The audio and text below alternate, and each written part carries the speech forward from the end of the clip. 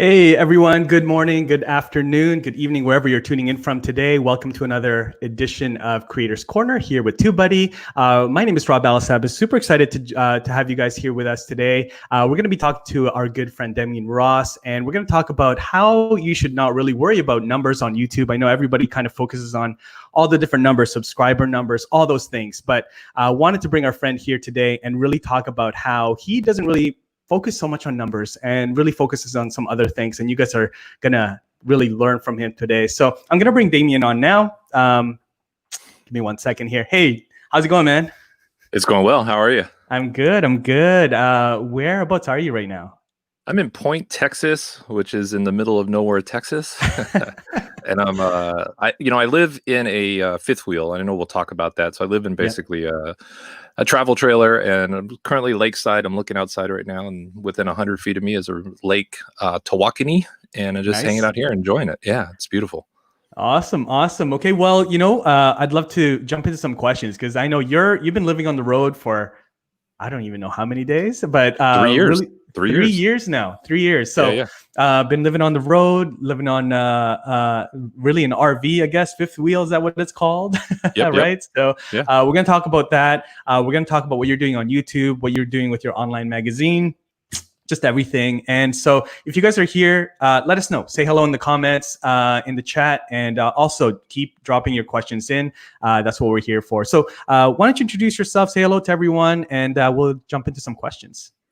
Yeah, so my name is Demian Ross, and literally over 800 days ago, I decided to do a project called the Road to 300 at the time. And basically what I wanted to do is a sales guy, and I didn't have any kind of creative outlet. And I thought it would be fun to maybe just over the course of a year, 365 days, shoot and upload 300 videos.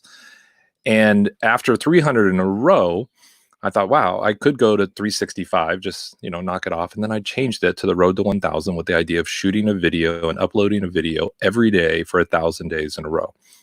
And it was just a consistency project for me. That's really all it was. But then it had all these crazy kind of benefits that came out of it, even though I am a micro channel. And in the beginning, when I was working for someone else doing sales, I kept the kind of the content in and around sales and how to grow your business. And the people that I was trying to sell to were now reaching out to me, or at least there was this icebreaker because I had all these videos. And what's funny is I even got pushback from the company that I worked for, which was a digital marketing company, basically. And it was weird that I was getting pushback creating content, but it was actually really working. And it wasn't part of the plan. I just wanted to do a consistency project. And when I left there, I thought, I'm not going to stop this. I want to keep doing this. What's the next level? And the next level was 1,000 days. And, we're getting there. We're like 180 days away from being done with this thing. No, that's really awesome, man. Right now you guys are at day 818, looking at your YouTube channel here, 818. And I mean, I love what you're doing, man. I mean, I think we connected maybe, I don't know, around like when you were like 400 days or something. Mm-hmm. Like I came across your channel. I was like, oh man, this is crazy. Like you're going for 1,000 days, but no, this is awesome. So take us a little bit through your process of doing that. Like, like each day, is it like the same time each day? They're fairly quick. They're not like 30 minutes or 20 minutes long. They're just kind of like 3, 4, 5 minute long videos, kind of vlog videos. So kind of take us through that. Like how do you do that on a consistent basis? Because like people find it very hard to even just go 30 days in a row on a daily vlog. So how are you doing that?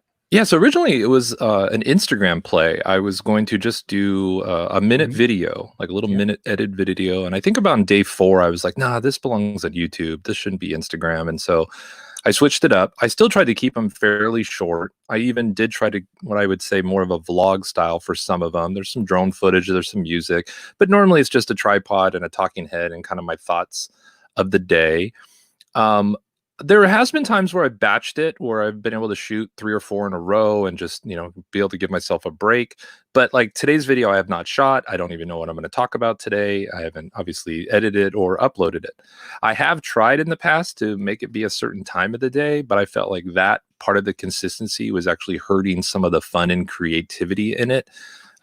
because I was like forced to like say something. And there have been times where I've published a video. It's been a long time, but there's been times where I've published them like at 11:50 p.m. like Eastern time, like the last possible minute to get it to count for that day. And normally it's just a thought process. It's I will look at maybe a tweet or something that someone's talking about, and I will have that little talking point, but then everything else that you see on camera is just complete riff. And that's it. I didn't get into a lot of the heavy lifting that people talk about in regards to the thumbnails, or really any kind of like clickbait, or really working through all the word search for the titles. I just don't do any of that. It's really just my thoughts, a simple intro, and that's it. It's like a little daily, like Demian's thoughts is basically all it is. Nice. I don't think anyone has watched all of them. I would hope that no one has, but it is fun for people just to come back in. I would say on average, they probably average only like 50 views. I know a lot of people would be like, oh man, I wouldn't be doing this for only 50 views. But it's probably in a week, there's probably 500 to 800 people that watch them just in different views. They come back. I mean, my early ones are really starting to pick up again, where maybe people are finding me and saying, hey, I want to go back to the beginning and see what this is all about. And, it's just a fun project, but it is a project that gets questioned a lot or critiqued a lot, because I'm not doing what experts will tell you to do. It reminds me of if you went to someone and said, I'm trying to do 1,000 push-ups, 10 push-ups a day for 1,000 days. I don't think people would critique that. They wouldn't be like, oh no, this is what you got to do. They'd just be like, oh, that's cool. That's going to be tough, man. Good luck with that. And I wish that was kind of the attitude around doing a video series like this.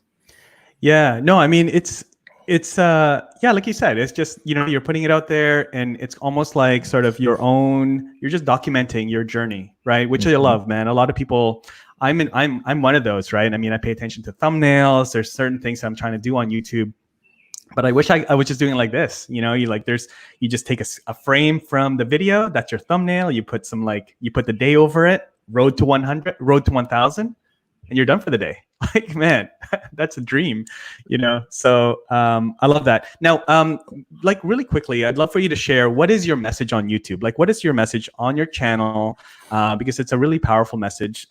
What's your message there? And has that kind of changed from when you started, from like the first 20, 30 videos to what that message is now?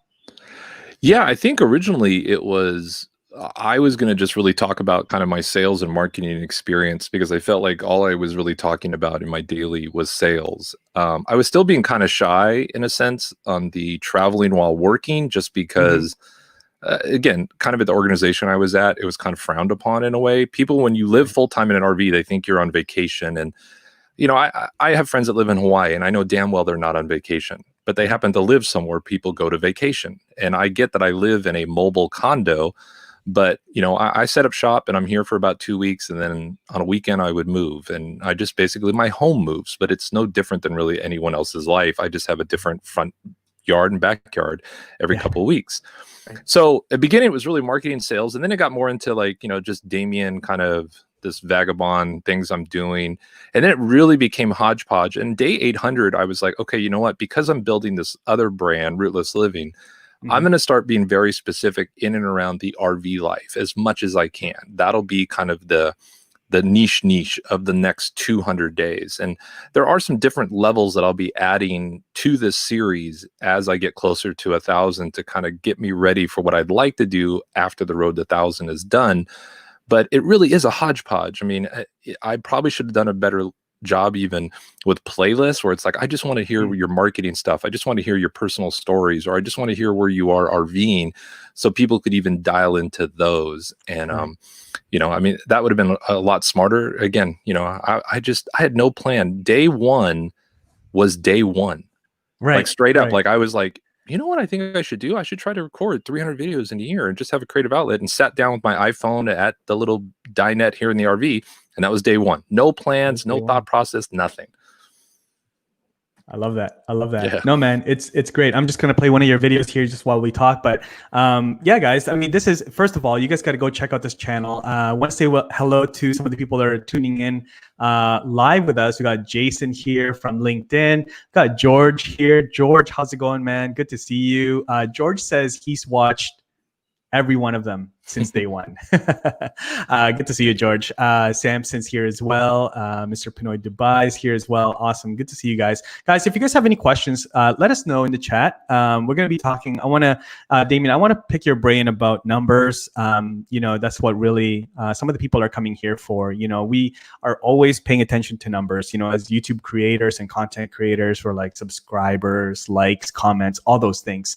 But for you, like we were talking before we went live, that numbers aren't really as important as a lot of people think they are. I think you kind of alluded to it, that even your whole process, man, you're not worrying about thumbnails, you're not really worrying about like the views as much, that kind of thing. So kind of tell us like what's in your head when it comes to numbers on YouTube for your channel, and then how that relates to monetizing and sort of the business side of the craft.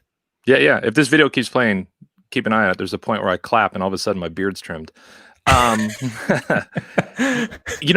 think as someone that's, I've always been someone that I think has suffered from wanting to please others, and then even a little bit of, I'll say, depression. And I feel like when you are focused in on numbers, it can really mess you up. It can really make you feel like your art sucks. And I think about some of these artists that, their paintings sell for hundreds of millions of dollars that they never sold any art while they were really alive. And if that's how they judge themselves as an artist, they probably wouldn't have kept creating art. And I feel the same way. I feel a lot of times people will like judge themselves. They'll hold the value by how many subscribers they have. And it's a question I'm asked. I've been at events where, people will say, hey, Damian, he's trying to record a video every day for 1,000 days. And people will be like, well, how many subscribers do you have? And I'm always like, dude, that's like the 1980s. What kind of car do you drive? Like that somehow defines if I'm successful. And I've seen enough bot channels that have 1 million subscribers and zero videos to know that there are ways to game the system. So why we even use that as a metric? Or they have 1 million subs, but their videos are getting 5,000 views. Like, again, what does that matter? Yeah. And so for me, I don't get me wrong. I wouldn't mind having a larger active audience. Like, I'm not saying that. I'm just saying that it doesn't drive me. When a video hits 1,000 views, I get excited like anybody else. I'm like, wow, that was really cool. But I get more excited about the comments and the DMs. Those have always been the things that have really, where if I share something, probably one of my most popular videos was day 118, where I kind of just shared my own depression, and that at one time I had like real suicidal thoughts. And for a lot of people, they're like, man, Damian, you're this like kind of carefree, go lucky, always funny. I never thought you suffered from that. And it opened up a lot of cool conversations.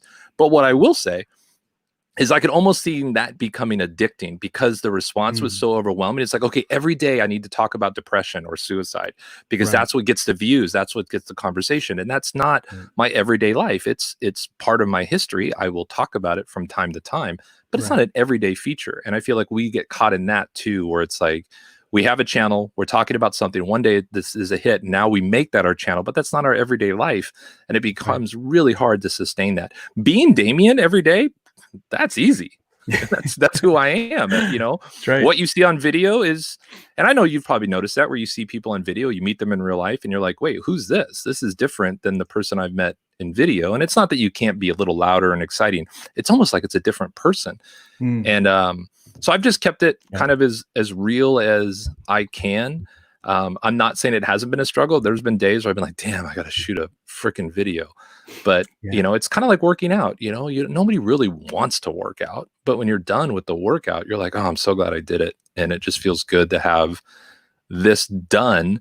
I will say, though, just for anyone that's kind of listening, I think 30 to 100 days, if you're going to try to do something daily, is really good, just in the essence of learning the craft. I mean, it really can speed up your learning curve really fast. Don't kill yourself if you miss a day. Remember, originally it was Road to 300 in the course of 365 days. I could have 65 days if I couldn't get internet, if I was sick with the flu, that I could have these little breaks. But the momentum in the first 100 days was good enough. Like, I could have transitioned into maybe a more weekly, twice a week kind of, a little bit more dialed in kind of video. But I just, I put myself to this 1,000 challenge I didn't even know about Nas Daily, that he was doing a 1,000-day challenge in and around the same time. Someone's like, oh, you're doing it like Nas Daily. I'm like, who's that? I just didn't spend a lot of time watching video on Facebook, and that's where his was. Right. And I was like, I had no idea that someone did that. And I didn't realize that Road to 1,000 was something that people talked about in order to get to subscribers, to 1,000 subscribers. And, Yeah. it just wasn't anything that I was thinking about. I just wanted to create 1,000 videos in 1,000 days. In 1,000 days, man, you're going to be there in like 150-ish days. So there you go, man. No, that's great, man. Yeah, definitely. I think a lot of people just pay attention to that. And like you said, it's like, how many subs, do you have? Like those questions are like, so yeah, it's so backwards. It's kind of like how you measure your audience. And like you said, like there's so many channels out there that have like huge subscriber numbers, but they don't have engagement. And it just doesn't look right. It's just like, why is there not enough engagement? And it almost seems like they built the wrong thing, or they focus on the wrong thing. They kind of left their audience behind. They're focusing on just like the next subscriber. So yeah, yeah, I mean, even in my lifestyle, 2016, if you were a full-time RVer, you could grow a channel really quick. Yeah. Like you could just get in and kill it. And now it takes a lot of, you have to really niche it down, and it takes a lot of work, Right. 30, 40, 50 hours a week to really break through, so people do get lucky. But you'll see that luck where they have 1 million subscribers and they're just not getting the same views today, because now these people that they were the only channel to watch have found a more niche, recognizable channel that looks like them, and then they create it. But I always talk about too, I mean, you can think about the RV life, van life.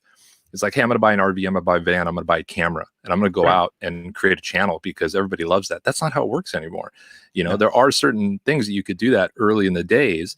I think a lot of people, I don't know, 8 years ago, if you grabbed a camera and shot a daily vlog like I am, your channel would blow up doing daily. Daily is just not really where it's at anymore. I mean, again, I want to say it's good for learning the craft, but it's not really a way to grow your channel.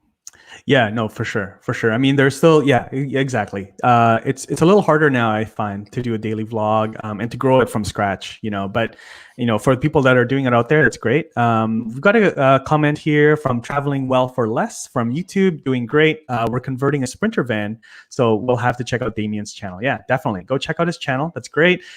George says, in the beginning, Damian started to help build relationships to help him sell sponsorships for an event, transition to Rootless brand through a lot of personal growth. That's awesome. Yeah, speaking of that, let's talk a little bit about that, because tell us about the Rootless brand. This is the magazine, but it's also a brand. You've also got a podcast. So tell us about that. How did that, is that something that was kind of, you gave birth to that sort of thing, like during your, sort of the road to 1,000, or was it something that you've been wanting to do even before that? Yeah, so in 2016, when myself and my roommate Nikki decided to leave California, we don't know how we came up with the idea to like, let's just travel in an RV. We were like, let's move to Texas. It's so cheap in Texas. Let's get out of California. Right. Somehow that involved into moving into an RV. And I remember thinking, what a better way, because we can travel around Texas and find what part of Texas we like. We don't know anything about Texas. We literally went to an RV show in October, and we bought an RV in April. We left June 1. In the process of probably October to June 1 of 2017 leaving, I looked for full-time RVer type publications. Now, there are publications in and around the vehicles, but nothing around the lifestyle. I have published 2 magazines in my lifetime. I did Escape magazine in the 90s, and I did a local kind of magazine for a city that I lived in through most of 2000. And so I had a magazine background, but traditional print magazine. And I thought, wow, a digital magazine could probably do really well in a digital nomad space. And I didn't want to call it full-time RVers, because, man, as soon as you call it full-time RVers, I think I saw the question come up, you lose all the van lifers. They're like, I'm out. I'm not an RVer. I'm a van lifer. Right. So, and then I really like the name Rootless. I just know there's a quote that talks about, if we were supposed to stay in one place, we would have roots instead of feet. And when I read that quote, I really liked it. And I thought, but again, it's not that That's you cool. you can't be grounded in your family, or that you can't own property. For a lot of people, they're still rootless and they have those things. It's really more of a sense of freedom. Like you just feel free to, like you're not stuck. It's unstuck in a way. It's really, but because Scott Stratton's such a good friend, I couldn't steal Unstuck. And I really wanted to create something that wasn't being talked about, that wasn't being said. So I'm not trying to pick, like, let's say I want to do full-time RV. That hashtag, that term is being used. I couldn't take credit for it. So when we sat down and really discussed names and we came up with Rootless, we thought, well, there's a little bit of a rootless discussion. Let's just make it rootless living. We really talking about the lifestyle. And then we picked the name, picked the hashtag, and it kind of grew from there. Now, I will say when we talked about launching the magazine, we literally announced it November 1st of 2019. And we said, okay, January, we're going to launch this magazine and it's going to be digital only. And we had some people like, you're not going to do a print. And we thought, you know what? I didn't want to do print till 2021. I wanted to get like a year of not having a lot of cost and just, designing it and then emailing it out. And we did a Kickstarter, and, the Kickstarter was successful. So that came out in print from day one, and people can buy a subscription. I mean, there's a lot of people who complain. It's $49 a year. It probably cost me about $56 a year to print it and mail it out because of the quantity. But, it's still worth it. It's a really great piece that people hold on to, and then they share it, which I just hadn't thought through that. People probably don't share a screen cap of a digital magazine the way they do a print publication. So it's really helped grow it. At some point, I wouldn't mind it being in magazine stores for more of the wanderlust, or anyone that wants to pick it up. They can come and learn more about this lifestyle. But I will say that the Kickstarter was really successful and driven through my relationships that I grew through my YouTube channel. That there were a lot of people that just enjoyed the RV-ish, when I'm really just dialing down and talking about the RV. Like right there, this video you're looking at now is me talking about how clean the black tanks. That's why I'm wearing black gloves. And people were just really surprised about this like lifestyle. And so once I decided that I was going to do a magazine in and around the lifestyle, which is really digital nomad. It's not, I have people that go from Airbnb to Airbnb, that they travel the world in a van when they go rent a van, that they live on a boat and do that full time, or they're pet sitters that, travel the whole world pet sitting for different people. And it's just living a lifestyle that you probably haven't heard of, because what I'll go back to is in 2016, I thought I invented going full time in an RV. I didn't know anyone that did it. I wasn't following any YouTube channels or Instagrammers that were living in a van full time or an RV full time. And then once I searched it, I was like, oh my gosh, people have been doing this for decades. This is insane. How did I not know about this? And I think it's part of, SNL. If you live in a van down by the river, you're a loser. And it kind of ingrained that in you, that skit over and over, where I feel like I feel my old life was the loser life. And this life has been amazing and so much freedom to it. Yeah, no, that's awesome, man. I mean, even from I was telling before we went live, like we have some friends that actually sold everything. I mean, sold their house, sold everything, bought an RV, and they had a young family. They have kids like sort of near our kids' age, and they just traveled, man. They went they crossed the country, across Canada, then they came back across the U.S. and they've done that twice now. They're just coming home from their second sort of like cycle and trip around. But yeah, it's just. They just love it. I mean, it's so cool. I mean, you're talking from a perspective of like, obviously you're not bringing kids around, but like, man, for young families, apparently this is a huge thing for a lot of families. They homeschool their kids through it, or road school, I guess is the term. Issue 4, my issue that comes out in July, is full-time RV families. Like that's our focus. That's cool. And we've interviewed some people that, I mean, I look back at my life and I think, raising 4 kids, would I have done this? In that mindset, no. In today's mindset, that what I know, yes. And we would have had to make some sacrifices. I had kids that love sports and theater. And, I talk about this, I mentioned this recently in regards to things I'm learning on this lifestyle. Is one of them is I just wish July was off. I wish there was no sports, no theater, no extracurricular activity whatsoever. The only thing you really could do and want to do as a kid would go on a vacation with your family. And it wouldn't, conflict with anything else. I don't understand why really anyone, North America, Canada, and the US, why they can't, do that, shut everything off. Right. Yeah, no, I know. I mean, there's always something going on, right? It's like, you got to make a priority. But yeah, man, I love what you're doing here. So I want to jump into the chat here, see if there's any questions. Guys, if you guys have any questions for Demian, with what he's doing, with his magazine, with being a digital nomad, working, like you are literally in your RV. I can kind of see the window. I can kind of see where you're at. You're just, you probably walk out. There's a lake. There's probably another RV right behind me. There's an RV. Yeah, there it is. The woods. I love it. But one of the things I want to say too, that I mean, obviously I chimed in on this less is greater than more, and I used it to, obviously talk about a YouTube channel, talk about your views.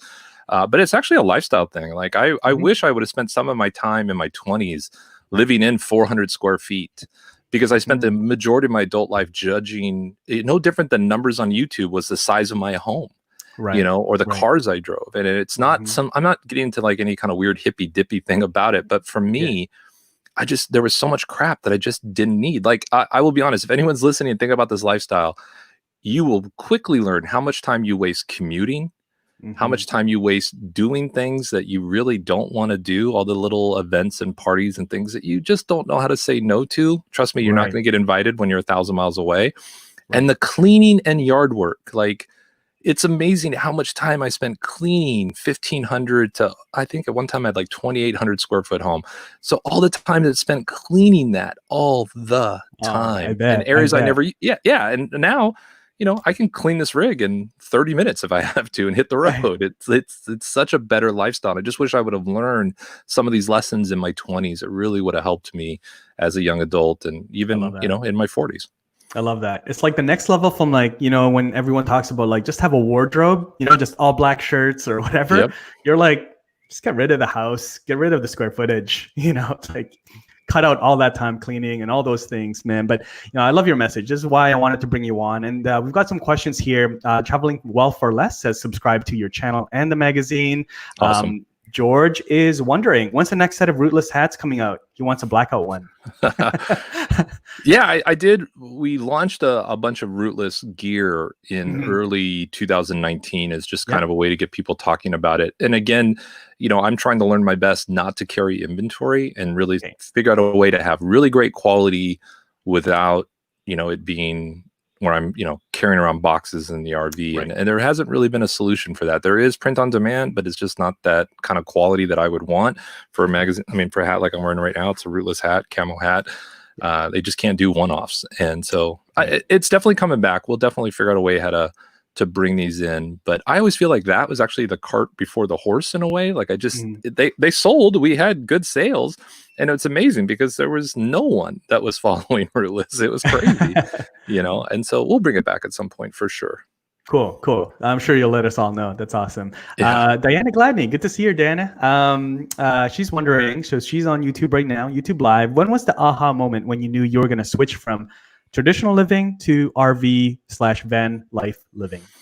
I think it's when I crunched the numbers, to be honest with you. I mean, coming from Los Angeles, Orange County, the idea of one, downsizing to this lifestyle, and then two, having a roommate that I could share the costs with, it was like a no-brainer. I mean, honestly, if I wasn't in the RV life and I was back in Los Angeles, in and around everything we're dealing with COVID, it would have been really tough for me. Like, I've seen a lot of my friends struggling right now, and I'm glad I'm in a situation where, one, I can kind of move around and be where I need to be. But I think ultimately my biggest aha moment in the lifestyle was I thought I was such a city kid. I mean, I grew up, again, Los Angeles, Orange County. I spent some time as a really young child in New York, Boston, Germany, Seattle. I just don't have memories of those. But LA was like where I grew up. And man, I'm a country kid. Like, I just love, I mean, even 3 years ago, I was like, I'd love to find an acre. Now I want like 100 acres. And just maybe 100 square foot home on 100 acres. And that's it. I just love wide open spaces. I love not looking for parking. I love not waiting at a Starbucks when you could go to a Starbucks, or waiting at a restaurant, or ever being in line. There's never any traffic, like all these things that I had to deal with in and around California. I just don't deal with anymore. I didn't realize how much of my life it took away. Yeah. Once you kind of take a step back, man, that's great. So there you go, Diana. Hopefully that answers the question. It really started with the numbers, crunching numbers. And I mean, obviously, if you look at living in California, Orange County, man, the costs there are crazy. So there you go. That's the answer there. We got a question here from Katya. I'm just going to kind of like go through bullet point here, all the questions. Katya is wondering, how do you publish your hard copy of your magazines? Yeah, so I found a printer, like an on-demand. They'll do as little as 10 if you want to, and then upwards. Now, so to give you an idea, when I did my skate magazine, each magazine cost me about 70 cents. So there were 10,000 of them, and it cost me like $7,000. Where now there's a cost anywhere from $5 to $8 per, based on how big the thing is. But again, if I got to the point where I was printing and dropping off 10, 20,000 of these at, Camping Worlds and Barnes and Noble, I'll get that cost down to $1. You could sell a $20 subscription for a 6-issue publication, and you would actually make money. So it has Right. that possibility. But there are a lot of print on demand sources now for high quality kind of magazine. It's just expensive. And again, I wanted the best cover, the best paper. Like I've the biggest compliment that I get from people is when they get the magazine and they'll ask me, Damian, how big's your staff? And I'm like, I don't have a staff. I have a business partner, and it's me and her, and we do the entire thing, and that's it. And they're like, come on. I've seen magazines that have staff 50, 60 that aren't putting out this kind of quality. And I'm like, well, they need to get defunded. They have too many people. You know what I mean? Like, exactly. They have people wasting time, wasting money. We don't. It's just us. I do think it's funny that people think we're probably making just a ton of money too, just because of the quality of it. Again, not yet. We're working there. It takes time. But I am glad that the majority of my subscribers are digital, because it's a very low cost to get into the digital publication. I highly recommend it as a way, whatever video content you're creating, if you know how to lay out and design a publication, get into your niche, into a digital print publication. People seem to really, really like it, and it makes it easy to do. It's just sweat equity. It's no different than videos. It really is. Advice. Yeah. Great advice. Great advice. Awesome. So there you go. Katya, hopefully that answers your question. There's also, traveling well for less, suggested try Amazon merch. I imagine you probably checked that out already for your merchandise. Yeah. So remember, I had a clothing company too for about 2 years. I mean, straight up cut and sew. So my idea of just the quality of it and how it always has to be the same. Even the shirt I'm wearing right now is a print on demand, believe it or not. I've held on to it. It's not nearly the quality of the ones that I had, or, I had to buy like 1,000 and get them printed. The shirt's not the same quality. The print's not the same quality, but I've got some RV work I need to do, and it's good to have a shirt that I can junk up while working on the RV, but the quality's just not the same. It'll get there. It's getting better, but it's not there yet. Yeah. For sure. Absolutely. Melody Johnson, wondering, do you fish? I get asked that all the time. It's so funny. I'm a sushi kid. You know what I mean? Like, where I can just walk in and be like, give me that, give me this, give me that, and I'm eating in 2 minutes. And I get a lot of people do it as a relaxing way. And I did have a friend that was here recently. As he's walking, he's catching fish after fish after fish, a lot of catfish. But I do watch the guys in the boats trying to catch bass, and they never do. And it's like, that would be frustrating to spend 8 hours, but I do not have any of the gear. I've done a bunch of deep sea fishing back when I was living in California when friends would go out, but I just don't. It's a lot of time. I'd rather just go get sushi. just go get sushi. Just go grab it. Yeah. That's awesome. There you go, Melody. A little bit about Damian now. A little bit more. Melody's also asking, is 3 times a week adequate for uploading to YouTube? Man, I think so. I'll answer that first. Like, I upload twice a week, sometimes 3 if I can make it, but usually twice a week. I know there's some YouTubers here as well. Let us know in the comments how often you guys are uploading to YouTube. Damian's uploading 7 days a week. So what's your thoughts there, though, Damian, with like frequency of uploads? Yeah, I feel like when I'm done with daily, I could see myself doing probably twice a week, 2 different kind of versions of something I want to work on. I think what's really important is, no matter how many times, if it's 2 or 3, it's just on the same days and the same frequency, and you just stick with it. And when I've talked to even content creators in and around the RV lifestyle, the main thing you really got to do is you just got to 6 months to a year. You've really got to commit to say, whatever you're going to do per week, if it's 2 a week or 3 a week, whatever you're going to do, you've got to stick to that for 6 months to a year. And you might not see growth until month 13. You know what I mean? Like, even though you're doing it for a year, you're right there. And that's when you'll say, I'll quit. That's why I always try to tell people, at least try to do it for a year. But I would say 2 minimum, 3 is good. I think once you get over that, I get that I'm overloading people that want to watch my content. I mean, 3 minutes a day, 1,000 days, 3,000 minutes of your life. Ooh, that's a lot of content to consume, Yeah. No, that's good. I mean, be consistent with it, whatever it is. But at least, I would say at least once a week, at least once a week. It's just, and it's not a thing. It's just the way that YouTube works, right? Like, especially, and also, Damian, I think it also depends on sort of where you're at with your channel. If you're a newer channel, you don't have as much like things out there. Speaking of fishing, you don't have as much like bait, I guess, out there for viewers. You need to put some stuff out there, and don't worry about like quality and stuff. Just start creating. It's actually more for yourself. I find, Damian, when I started, like, I was creating videos really for myself to really understand how to create a video, how to look at the lens when I'm talking, all those skills that you need to learn. It's kind of my education, Right. rather than like trying to get subscribers and growing a channel. But yeah, hopefully that helps answer your question there. Adrian says he's doing once a week. That's all good. That's all good. Kaya saying usually once a week, but the last one was 10 days ago. Crisis homeschooling burned me out.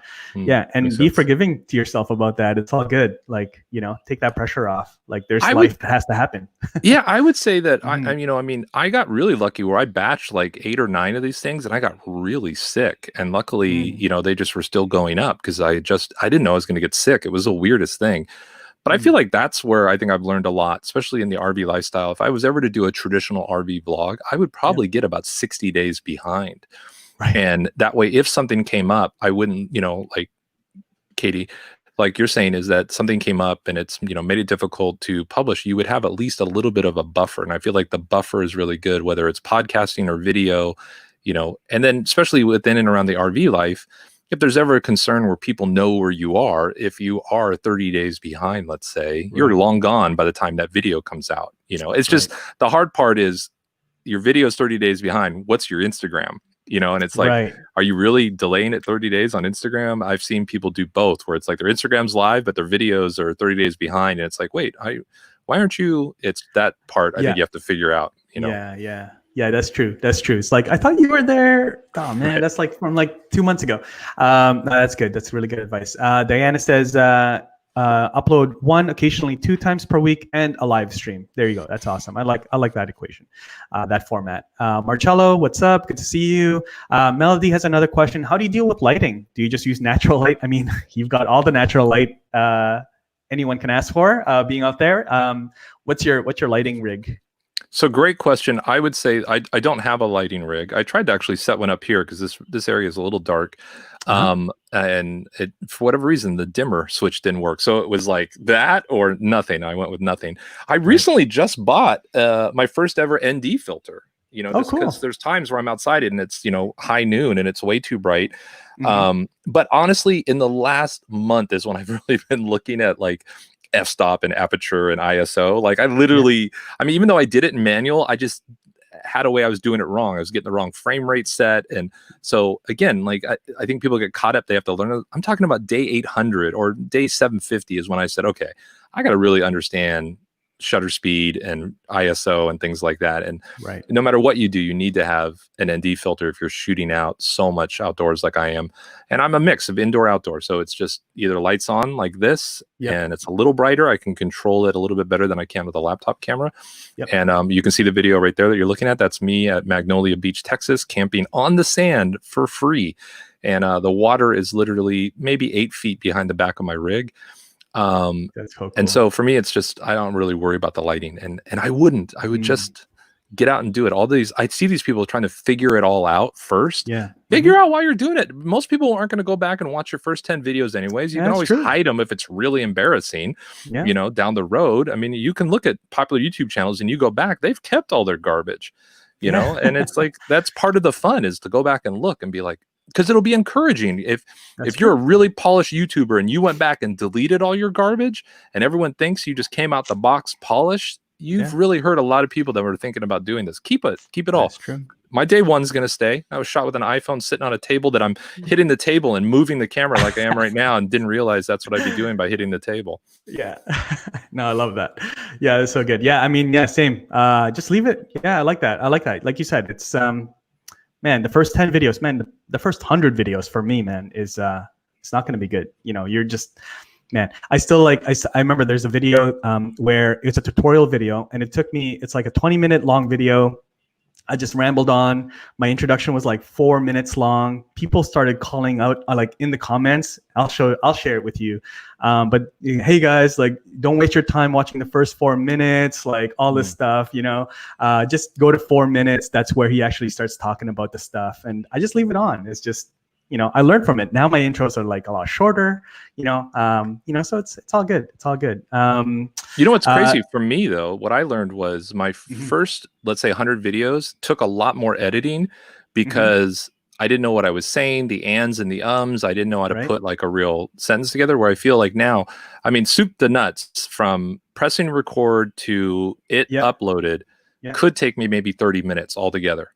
That's And I amazing. mean, That's and amazing. not a paid plug, but man, when I got TubeBuddy and how it was able to just bring in all those things you have to bring in every single time, Yeah, just like, yeah. oh my gosh, it changed my life. Like I think that was 10 minutes of every day was doing that, and it was great to just be able to say, nope, this is the default list. Bring all these things in. That's it. Oh man, it changed my That's life. it. I That's can't even tell it, you. Like it man. saved it like cut my production time in half. Just that one little feature. Oh, Like that's awesome. yeah, That's yeah. awesome. See, I mean, a lot of people think TubeBuddy is about like analytics and keywords. Yes, but also, man, just time saving stuff. Like all those Even my defaults, all thumbnails. those. Yeah, yeah. I mean, I don't have a way to like crop and get it right because I do that. I add the little, Photoshop into my iMovie and then boom. Yep. And if anyone's wondering what I use Photoshop to create my thing and I use iMovie to edit these just because, again, they're 3 minutes. It's so easy with iMovie. And when I do the double Ds, when there's two of me, that's Yep. obviously done through Premiere. And if I Yep. do some sort of really like where I'm getting drone footage and music, I'll put that in Premiere. But these are just all shot on iMovie. That's awesome. That's awesome. There's a really good question here from Traveling Well for Less. What are you using for your Wi-Fi? I think everybody's wondering this. Your phone service, or do you have something in the RV? Yeah, so here's the funny thing. There's like 3 or 4 questions get asked all the time. Well, should I get a Class A or should I get a fifth wheel? How do you make money on the road? How do you guys pick your campsites? And what are you guys using for internet? So we Yeah. have a kind of a double system here. Mhm. I have AT&T Cellular. Nikki has Verizon Cellular. Okay. We both have hotspots in both, in Okay. Verizon and AT&T. And then I have what's called a WeBoost, and it basically is Okay. an antenna that if you're getting a slight signal will amplify it. It's a hit and miss, but man, when it hits, it's fantastic to have that. And it's really needed to have 2 systems. You can't be on one. I've seen people here that only have AT&T and it's not great. And then I've had people where they only have Verizon and it's not great. But we've always, maybe in 3 years, we've had 4 or 5 spots where we were forced to drive into town and grab a Starbucks and work. But other than that, because we each have one or the other, we can make it work. And I hate when my friends show their download and upload speeds because it is slow. But if you hit upload and walk away and go do something else while that's doing it in the background, it uploads. And Yeah. I get to watch on my Netflix and my HBO like everyone else. It's not a Yeah. huge deal.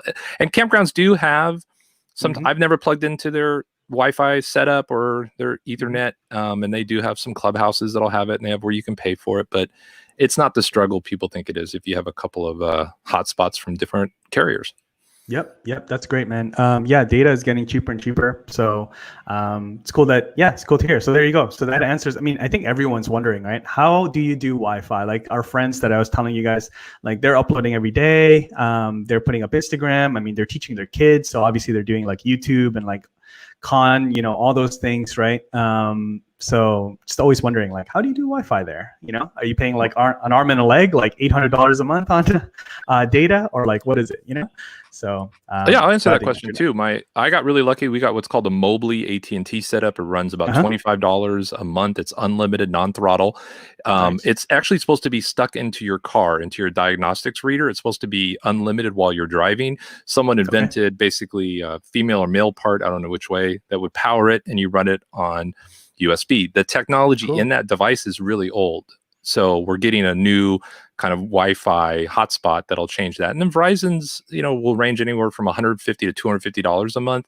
They just didn't come out with that kind of program. And what sucks is the new Mobleys, they can actually tell now if it's in a car or if it's moving. And so if you're buying one of the newer ones, I got grandfathered in with one of these old setups. So you can spend anywhere from $200 to $500 on the internet a month. But you know how much I spent on rent so far in 2020? Less than $200. Oh wow, that's that's pretty good. I'd much rather spend $500 a month on internet and live on a beach for free. Yeah, any day. exactly. Yeah. So yeah, that's awesome. I'm actually just gonna put your channel here. Here, I'm just gonna put the channel for everyone out there. Make sure you guys connect with Damian's YouTube channel, and then from there on the top right, obviously you guys can see all the links to Instagram, Facebook, Twitter. I want to make sure I respect Damian's time here. So guys, I think there's a lot more questions that are going to be coming in. So make sure you connect with Damian. Damian, what's the best way to connect with you, and what's some parting words for people out there that are looking to build their YouTube presence? Yeah. So Demian Ross everywhere. It's spelled kind of funky, Demian. and then ROSS, and I'm there. Twitter, Instagram. There's a Facebook page that's in and around kind of the Plan D of stuff. I would say count your uploads. Make that be what you really celebrate until you have 250 uploads. I know that sounds insane, but I really feel like, you know, that might take you a year, that might take you 2 years. Let that be what really gets you excited, is every time you upload a video, really try to stay away from the subscriber count and the view count, because you're just not in control of that, especially with all these algorithm changes and all these different things. And if you just do that for a while, and if your motivation is just pure kind of hobby in the beginning, you just want to document, let's say you are a full-time RVer and you just want to document your travels because maybe one day your grandkids will watch them. If you go in it with that aspect of it and make it interesting for the people that you love, you'll be very successful. But just count the uploads. Make that your goal, whether it's 100, 200, 250, make that the goal, and just don't look at the other numbers. And then I will say again, not a paid plug, I highly recommend TubeBuddy. I really, really do. And yeah, I know, Rob, you didn't know I was going to be talking about that, but it has made this part of kind of YouTube so much easier for me. And I do know that I will break in and really get deep dive in there with some of those things. Once I hit day 1000 and start a new project, I'll need a lot of that to really help grow the channel, and I'll put in that work then. But for now, I'm just having fun loading a video a day. That's awesome, man. No, I love that. You know, I always share my milestones on YouTube and stuff, you know, number of subscribers and stuff. And when I remember sharing one, and it still sticks to me today, that I shared like how many videos I uploaded, and you commented, it's like, I love this one because it's the only one you can control. And it's so true. It is the only milestone that you can control on YouTube, is how much you're uploading. So I love that. Ever since then, I'm just focused on that. I'm trying to I got to 100, and I was like so happy. And I was just thinking about you that whole day. But awesome, man. One last thing. Yeah, of course. Stop worrying so much about the collabs and the shout outs. I mean, Casey Neistat shouted me out once. I think I got like 300 subs like instantly, but none of those subs have been interactive. It was just a 300 number. It boosted me really quick, but it was just him. You know, the people want to follow him, and I'm way different than him, obviously. And the collab energy, I think you're spending way too much time. Those relationships will build themselves over time. Me and Rob have been hanging out for a year. I will definitely, obviously, consider this a collab. It comes naturally. Don't worry about it. Don't force it. It'll just come, and you know, just continue. Just focus on the videos. I think that's key. Just focus on the videos, and you'll do great. I love that. I love that. And take it from someone that's created at least 818 of them. So awesome. Demian, thank you so much for your time, man. All the best out there. Love what you're doing, guys. Just follow Demian. I'll share all the links to Demian's channels and pages and Twitter account, everything. And make sure you connect with this guy doing some amazing things. So thanks again. And we'll talk to you guys soon. All right. Take care. Thanks. Thanks.